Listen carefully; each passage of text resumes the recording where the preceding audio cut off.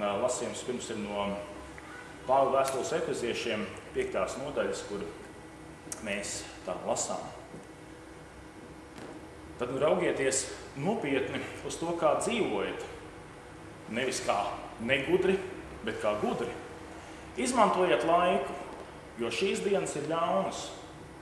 Tāpēc nepadodieties neprātam, bet centieties saprast, kāds ir jūsu kunga prāts. Un neapreibināties ar vīnu, no kā ceļas izlaidīga dzīve, bet topiet gara pilni. Runādam cits uz citu psalmos, himnās un gara iedvesmotās dziesmās, dziedādam un koklētam tam kungam savās sirdīs. Pateicieties vienmēr un par visu Dievam Tēvam, mūsu kunga Jēzus Kristus vārdā. Amen. Kungs Dievs, mēs tiešām pateicamies, ka varam šodien arī būt Tavā klātbūtnē un pārdomāt Tavu vārdu un dod, ka mēs varam tiešām sadzirdēt to, ko Tu mums gribi pateikt. Caur Jēzus to lūdzam. Amen.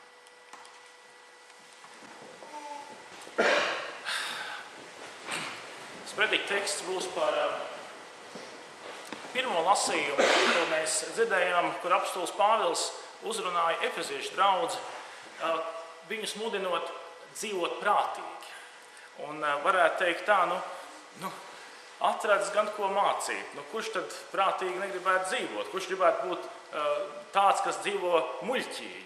Katrs te grib prātīgi dzīvot. Kāpēc tas vēl būtu atsevišķi kaut kā jāatgādina, dzīvojiet prātīgi? Bet tomēr ir būtiska atšķirība, kā cilvēki uztver, ko nozīmē dzīvot muļķīgi un ko tomēr nozīmē dzīvot prātīgi. Jo kādreiz tieši notiek otrādi, ka cilvēki kristīgu cilvēku dzīvi sauc par muļķīgu dzīvošanu, un muļķīgu dzīvošanu sauc par prātīgu dzīvošanu. Ja tas tā nebūtu, tad apostols Pāvils nebūtu mudinājis dzīvojiet prātīgi. Tā kā šodien mēs par to pārdomāsim. Pirmais aicinājums, ko mēs arī domājot par kristīgu cilvēku dzīvi, varam teikt, esi ticīgs, bet nevis lētticīgs. Jo nav liela māka būt lētticīgam, nav liela māka klausīt jebkurai ideoloģijai, jebkuram vējam, kas no kuras puses papūš, tā mēs līdzi, tā kā locamies, ja vairums saka, ka grēks ir labs, tad mēs sakām, grēks ir labs. Ja kāds saka, nē, kaut kas tomēr ir slikts, tad mēs arī līdzi tam locamies. Mēs, kā kristīgi cilvēki, esam aicināti būt ticīgi, nevis lētticīgi. Un arī šobrīd apostols Pāvils saka, tad raugieties nopietni uz to, kā dzīvojat. Nevis kā negudri, bet kā gudri. Izmantojiet laiku, jo šīs dienas ir ļaunas. Tad interesanti, ka apostols Pāvils māca izmantojiet laiku, jo šīs dienas ir ļaunas. Es domāju, jūs arī būsiet pamanījuši īrijā, ka laiks skrien nežēlīgi. Vienkārši nežēlīgi. Tas ir tā, ka paiet nedēļa pilnīgi nemanot. Mēnesis paiet arī ļoti ātri. Tikko vēl bija pavasaris, mēs priecājamies, kā plauka lapas, tagad jau skatāmies, jau ceļš viss nobirs ar lapām. Atkal ir paskrējis nenormālā ātrumā laiks. Un apostols saka, izmantojiet laiku. Un viņš jau saka ar iemeslu, jo šīs dienas ir ļaunas, jo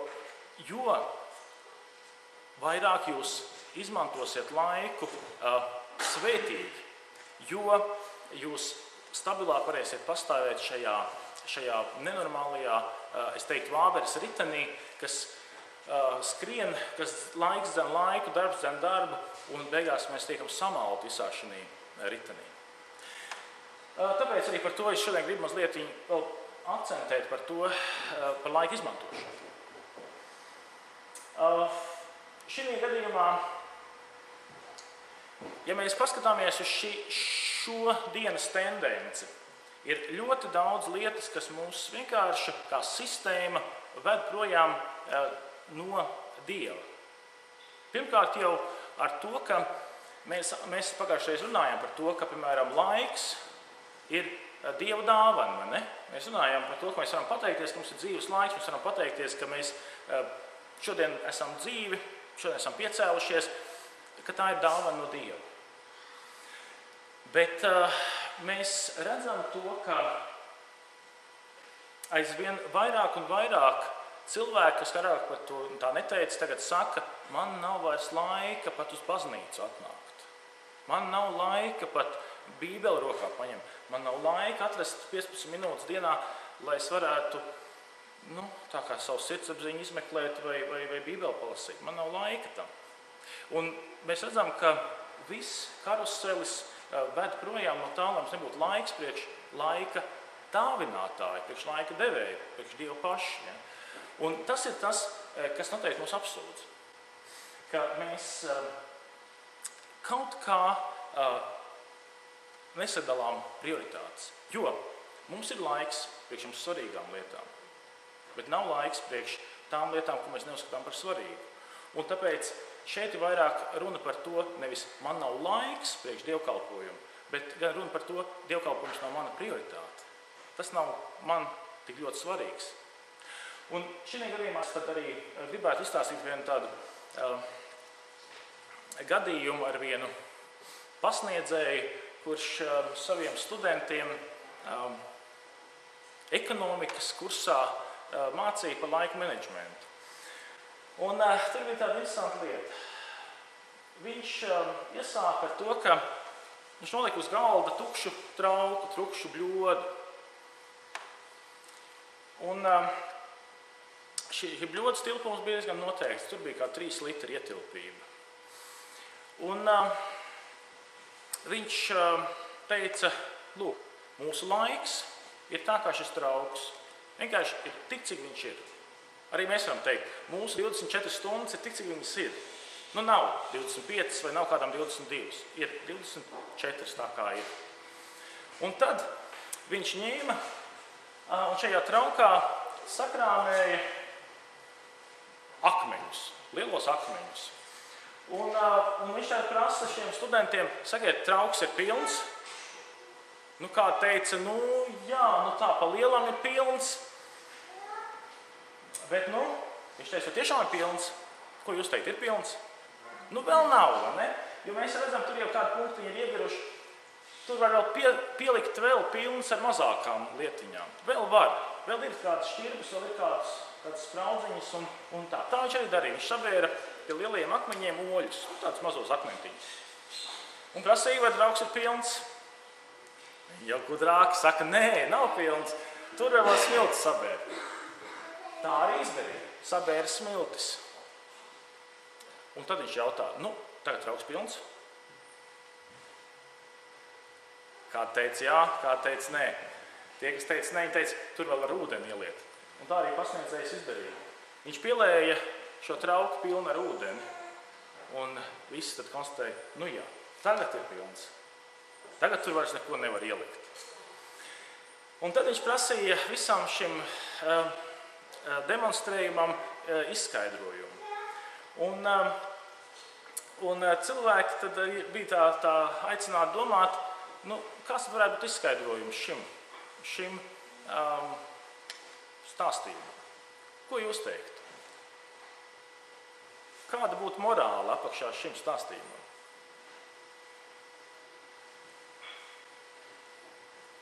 Viens varbūt teikt, laiku vienmēr var atrast. Es teiktu, vēl kaut kā, bet Dievs aicina mums skatīties uz visu šo mūsu laiku, kā uz to, ka ar ko tu sāc? Ar ko tu sāc šo trauku aizpildīt? Ja tu sāksi uzreiz ar smiltīm piebērt, ārpus trauka paliks visi oļi un visi lielie akmeņi. Ja tu sāksi ar oļiem piepildīt trauku, smiltī vēl tur būs vieta, bet lielajām lietām, lielajiem akmeņiem tur nebūs vieta. Bet ja tu sāc ar lielajām lietām, ar tām lietām, kas tiešām ir tavas dzīves prioritārās lietas, lielās lietas, tad tur vēl būs vieta arī oļiem, arī smiltīm un vēl pietiks arī ūdenim.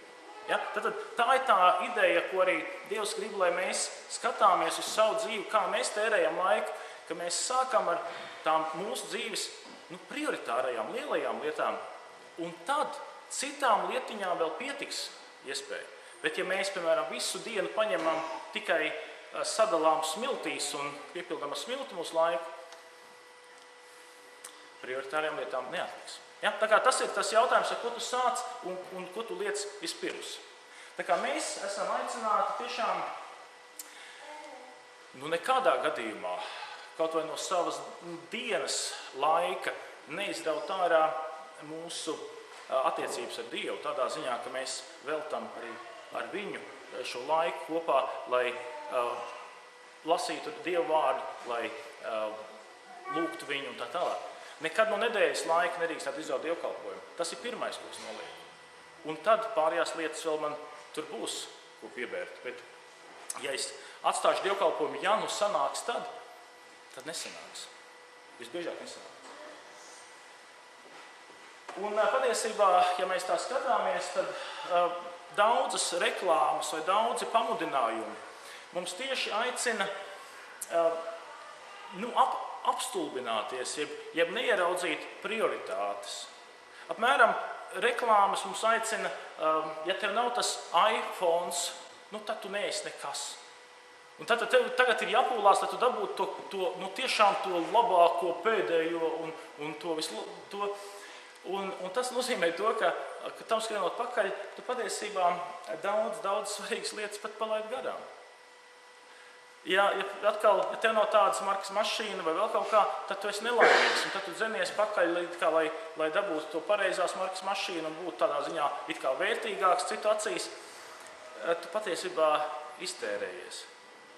Un reklāmas un daudz lietas tieši to strādā, lai mēs domātu tikai par to, kā mēs esam aizņemti. Un apstulis savukārt saka tā, tāpēc nepadodieties neprātam, bet centieties saprast, kāds ir jūsu kunga prāts.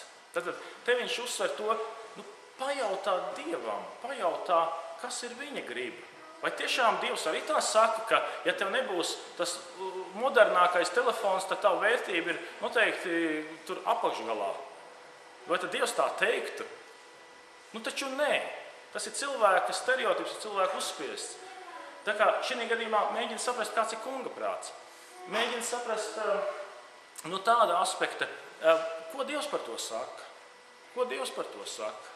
Un tas ir izējas punkts, ka mēs varētu teikt, Dievs dod man arī spēku tam paklausīt, ko tu saki. Protams, tas ir otrs solis, ka mēs nevienmēr saprastami, kas ir Dieva prāts, nevienmēr viņu spējam piepildīt. Bet šī gadījumā, es to kādreiz salīdzinājumu esmu jau teicis, bet lielā mērā reklāmas un arī tas, ko mēs redzam, viņas mūs apstulbina. Jo mēs piedzīvojam to, ka mēs apreipstam kādreiz no piedāvājuma. Ja mēs ejam, piemēram, veikalā, jums ir tā gadījies, jūs iet veikalā, un tā varbūt jūs nebijāt domājuši nemaz to pirkt, bet paskaties, tur tāda lapiņa ar tādām lielām atlaidēm. Un tagad jūs sākat šķirstīt to avīzi, un tas taču arī būtu labi, un tas būtu labi, un tas. Un beigās jūs esat sapirkušies visu kaut ko citu, bet patiesībā jūs esat pārtērējuši to, kas jums bija vispār domāts pārtērēt. Un šī gadījumā mēs esam tā kā apreibuši no atlaidēm. Vai citā gadījumā tā reklāma. Es skatos kādu raidījumu, dažreiz arī sakarīgs raidījums mēdz būt, un piepēši ir reklāma. Un tā reklāma man būtiski pārņem. Tur ir tā, ka jūs arī esat redzējuši, kā bērni pielīp pie reklāmēm. Ne? Ka bērni varbūt spēlēs, un tikko sākās reklāma, tad viņi ir pielikuši pie tā ekrāna. Jo viņi burtiski, tās reklāmas izstāja veidotas, lai viņi kļūtu atkarīgi, jo tādā veidā pat, ka viņi, zināmā mērā, tiek ieprogrammēti uz to. Tā kā šī gadījumā arī mēs par to varam teikt. Tāpat arī par videospēlēm. Ja tu esi nosēdējis kaut kādas 4 stundas pie videospēles, tu vienkārši izēji tā kā tāda dulla muša no šīs spēles ārā, ja tu vispār izēji. Bieži vien tas ir tā, ka mamma vai tētis izvēl kārā no tās spēles, sakot, ja nāk ēst. Bet tā citādāk tu esi tā kā jau transā. Vai kādreiz uzliekot uz austiņām mūziku, tu vienkārši visu laiku klausoties to sitienus, to smadzenēm, tu vienkārši vienā brīdī sāc peldēt pa to ielu ejot. Ja, un tas ir viss tāds lietas, ka es teiktu tā, tas apreibinās. Mums nav jādomā, ka tikai ar alkoholu mēs apreibstam, un tas mūs padara tādus mazliet īpatnējus. Mēs apreibstam no ļoti daudzām lietām. Un šajā gadījumā tas aicinājums ir nevis apreibināties, bet tiešām staigāt ar skaidru prātu. Citā gadījumā varētu teikt tā, iegūt Dieva prātu, jo Dieva prāts ir ļoti skaidrs. Dieva griba ir ļoti skaidra, un tas, ko viņš mums saka, ir ļoti, ļoti skaidrs. Viņš grib mums vest pa vispareizāko ceļu, viņš grib mums vest tā, lai mūsu dzīve ir gan piepildīta, gan ar tādu gandarījumu nodzīvot. Viņš grib, lai mūsu dzīve ir laba, lai viņa ir jēgpilna. Viņš grib, lai mēs staigājam viņa prātā. Tad mēs varētu teikt tā, nevis staigāt tā kunga prātā, bet staigāt tā kunga prātā, Dieva prātā. Ja? Jo kādreiz par tādu apdzērušos cilvēku saka, tas tādā kunga prātā, vai ne? Bet es tiešām teiktu, raksta mudina staigāt tā kunga, jeb Dieva prātā. Domāt, skatīties skaidrāk uz šīm lietām. Uz to mēs esam aicināti. Un kā mēs uz to varam iet? Tas ir tikai tādā veidā, ja mēs gan lasām, ko Dievs pats mums saka, ka mēs dzirdam sprediķi, vai mēs klausāmies vēl kāds pasludinājums, kur Dievs uz mums var runāt. Un tas mums dod skaidrību. Līdzīgi kā es vēl pirms dievkalpojuma teicu, iesveicu mācību grupā, ka ja es visu laiku nebūšu laidis caur saviem pirkstiem šo neviltoto naudas zīmi, tad es nevarēšu atšķirt viltoto. Bet ja mēs esam visu laiku lasījuši to, ko Dievs saka, un tajā ieklausījušies, mēs daudz vieglāk arī spēsim noreaģēt uz šīm lietām, kas mūs ved prom no Dieva. Un varēsim pateikt, nē, tas nav priekš manis. Un šajā gadījumā pat apostols Pāvils pat saka tā, neaprēķinieties ar vīnu, no kā ceļas izlaidīt dzīvi, bet topiet gara pilni. Ja? Interesanti, viņš saka, topiet gara pilni. Tas būtu apmēram tāpat, kā teikt, piedzeries ar svēto garu. Tas būtu apmēram tā, ka esi pilns ar viņu, apreibstu viņā. Un es pats esmu daudzkārt piedzīvojis tieši to, kā var apreibt no Dieva. Tādā veidā, ka gan Dieva vārds, kas man uzrunā, rada tādu eiforiju vai tādu lapatiku, vai pat tādu mazliet jau tādu nereālu situāciju, ka es tiešām varu tikai slavēt un pateikties par to, kāds Dievs ir, kā viņš mīl, kā viņš domā, kā viņš attiecās. Un tas pats ir ar dievkalpojumu, ka tas būtu tikai dabīgi, ka mēs sakām, dievkalpojums priekš manis ir kaut kas ļoti īpašs, es gribu tur būt, es gribu atkal tur būt, es atkal gribu tā dzert, es atkal gribu būt ar Dievu apreibis. Tādā labā nozīmē. Es gribu būt pilns ar viņa garu. Un tāpat var būt prieks par to, kas ir izdarīts labs, par misiju, kas notiek, vai par kādu labu lietu, kas tiek atbalstīts. Tad tas ir tas, uz ko arī Dievs mūs aicina. Un viņš saka, jā, tas ir tas ceļš.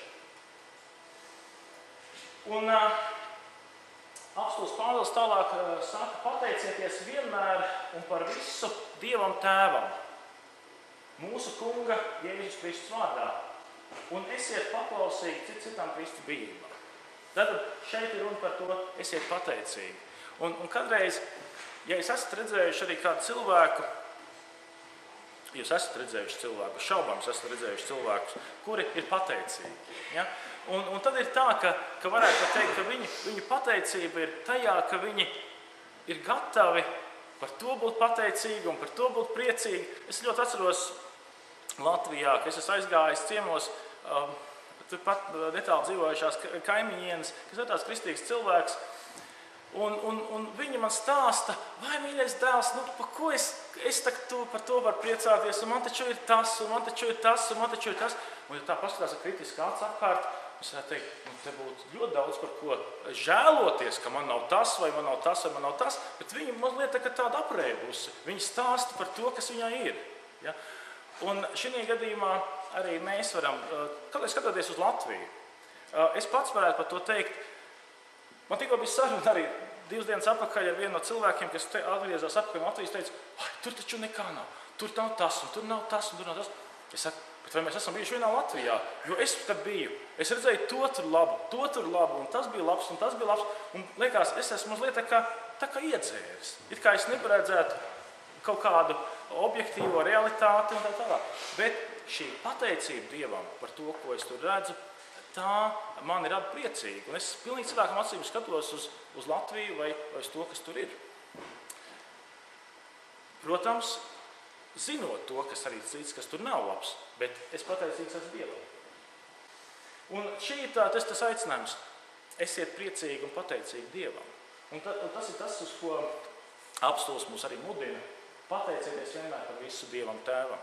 Pateicieties. Un šī gadījumā es esmu par to jau runājis, bet vēlreiz tas nav par daudz atkārtot. Gudrību dod tiešām tas, ka mēs varam uz lietām vai uz situācijām paskatīties tiešām no tās gudrības, ko Dievs mums atklāja.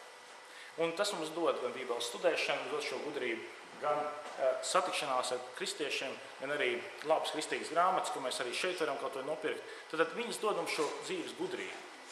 Ne tikai zināšanas, bet tieši gudrība.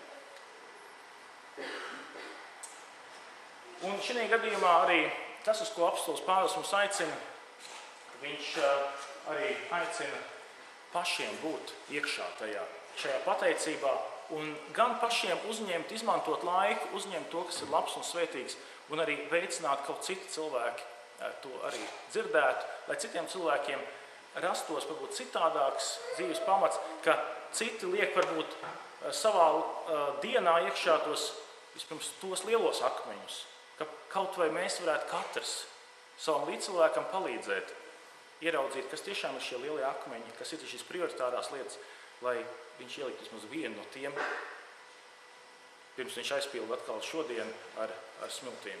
Ja, tas ir tā mūsu misija, mēs varam uz to kalpot līdzcilvēkiem, palīdzēt ieraudzīt prioritārās lietas, svarīgās lietas.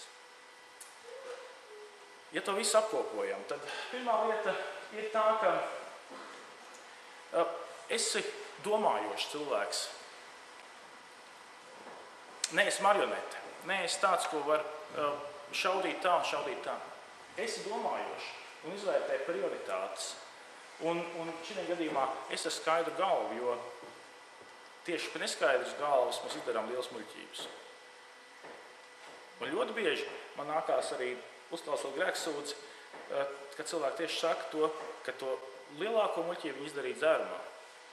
Un vai vēl kaut kādu gadījumu bija, kad ir tā, ka cilvēks, ka nav pie skaidras galvas, viņš izdara muļķības. Dievs ir devis mums galvu, lai mēs domātu, nevis lai cepuri nesātu.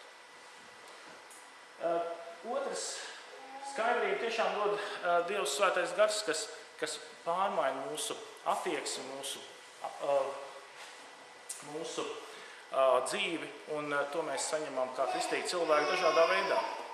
Un tas mums būtu jāizmanto. Izmantojot šo laiku, jo šis laiks mums ir šodien iespēja saņemt patiesību.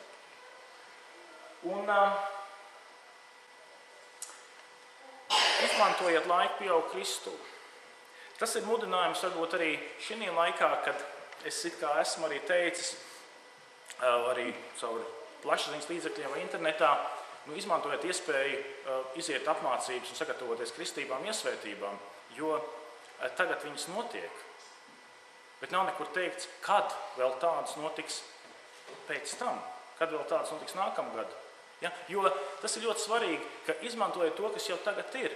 Nevis atlieciet, jo jūs neziniet, vai tas vēl būs iespējams. Tā kā šī gadījumā izmantojiet laiku, lai pieaug Kristū. Ja tev ir šodien iespēja būt dievkalpojumā, es neatliec ar to domu, kaut kad jau es aiziešu. Bet tu nezini, vai pienāks tas kaut kad. Varbūt šis ir pēdējā iespēja. Un arī tas, ko atceros, arī Kaspars Dimiters vēl teica, ar kādu attieksmi mēs ejam uz grēksūdzi. Mēs ejam ar tādu attieksmi uz grēksūdzi, ka varbūt tā ir man pēdējā. Tā varbūt ir man pēdējā iespēja sakārtot tiešām savas attiecības ar Dievu, un tad es neko neslēpšu. Bet ja es domāju, labi, tagad es atklāšos tik daudz, nākamreiz es vēl kaut ko bišķi pastāstīšu vairāk, varbūt nākamā reize nav. Pieeja lietām tā, izmanto, kas tev ir iespējams, jo tā ir žēlstība, kas mums ir dots šobrīd. Izmantojiet laiku. Amen.